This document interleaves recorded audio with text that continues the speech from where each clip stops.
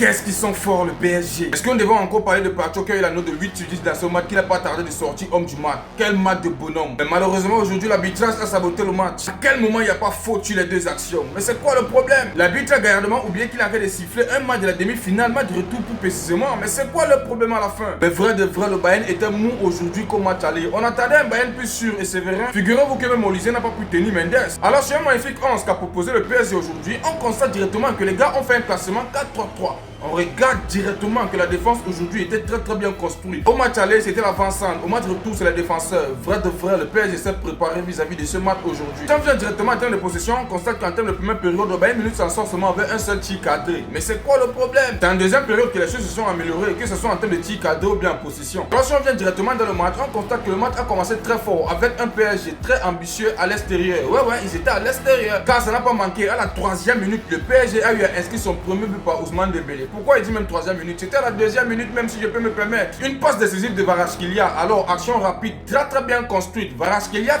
crée le décalage et c'est Dembélé qui conclut directement et très parfaitement, les gars. C'était très bien fait. N'oublions pas que c'est Fabio qui a l'auteur de tout ça, car il a remplacé Hakimi aujourd'hui et il a fait un match de patron. Alors, le match a continué de bout en bout. Le PSG prend l'avantage très tôt et gère ensuite le rythme du match. Le Bayern n'a pas tardé de réagir avec un pressing intense. Plusieurs occasions que les gars ont essayé de créer aujourd'hui. Quand je parle d'occasion, c'est à propos de Ken et Moussala. Moussala aujourd'hui, mal de patron si je peux me le permettre. Mais malgré tous les efforts, les gars manquent de réalisme face au but. Ils n'ont pas pu faire quelque chose de bon. Le Paris Saint-Germain s'est permis de rester solide défensivement avec Marquinhos qui était derrière sur une ligne très bien organisée. Rien à dire, mal de patron. Alors directement, ils sont allés en pause. Ils sont revenus en termes de deuxième période. On constate directement que le Bayern Munich se permet de pousser de plus en plus fort. Ils avaient une possession de balle largement très bien dominée. Beaucoup de centres, beaucoup de frappes. Le PSG recule mais se permet de jouer bloc bas. Malgré le bloc bas aujourd'hui, le Bayern Munich a pu s'en sortir à la 90e minute par un but d'Harry Kane. C'est là où ils ont pu sauver l'honneur. Mais c'était déjà trop tard car au match aller, les gars n'ont pas pu renverser la situation et on constate directement que le Paris Saint-Germain est qualifié